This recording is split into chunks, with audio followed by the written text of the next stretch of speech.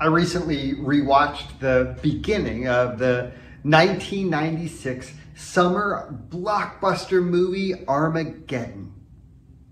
Some of you are thinking, well, duh.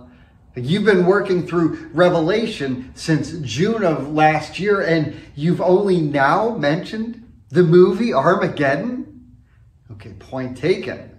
Clearly, one of Bruce Willis's better roles, paired with the 26-year-old Ben Affleck. What could be better? I was looking at their IMDb page, and I noticed the remark stating that NASA shows this film during their management training programs, as new managers are given the task of trying to spot as many errors as possible, of which 168 have been found. So I wasn't watching it for accuracy. But the scene near the beginning when a meteor shower rains destruction on New York, Boston, and Philadelphia, it's nothing if not sobering. In the movie, it's supposedly asteroids that light up these cities. Several weeks ago, we saw in chapter 6 that stars are going to fall to earth like figs. Needless to say, the destruction will be formidable, and from which not even Bruce or a young Ben Affleck can deliver. I don't intend to, at least today, to revisit chapter 6, but to move forward to chapter 7, to what I've suggested is the interlude between the opening of 6 and the 7th seal.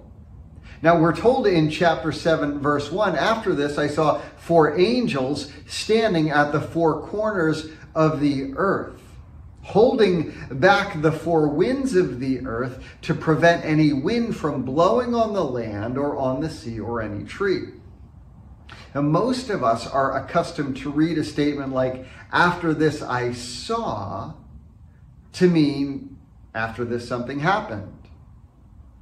But that doesn't have to be the case. And in fact, it probably isn't.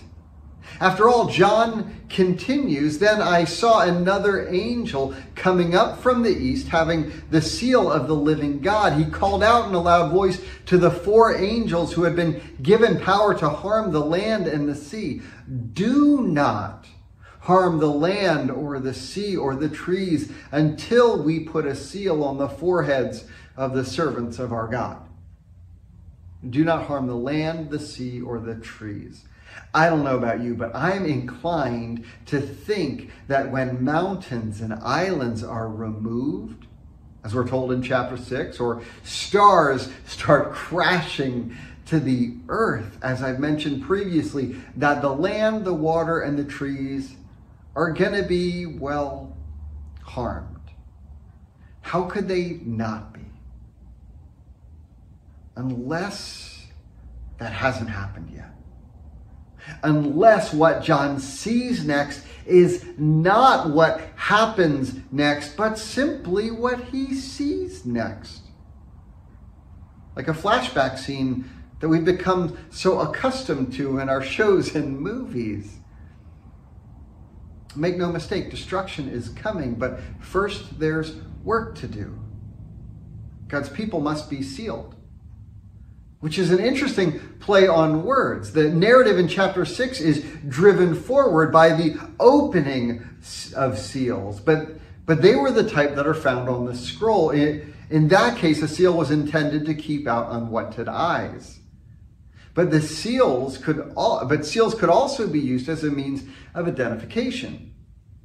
Now, much has been made of the mark of the beast in Revelation chapter 13. We often fail to recognize before the beast's mark, we read of God's seal, which the beast's mark parodies.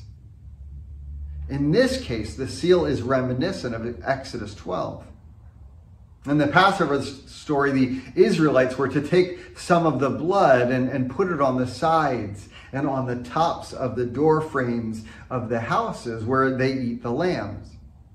Doing so was a means of identifying themselves as the Lord's people. When the angel of the Lord passed over, the blood would be a sign protecting the firstborn from coming destruction. In this case, the sealing of God's people was a means of protecting them from the devastation to come. The point seems not that we would be raptured out of it, but that in God's sovereign seal, we are protected within. For us, the seal is a sign of assurance that we are the Lord's, and the Lord will not lose any which he claims. Have a blessed week.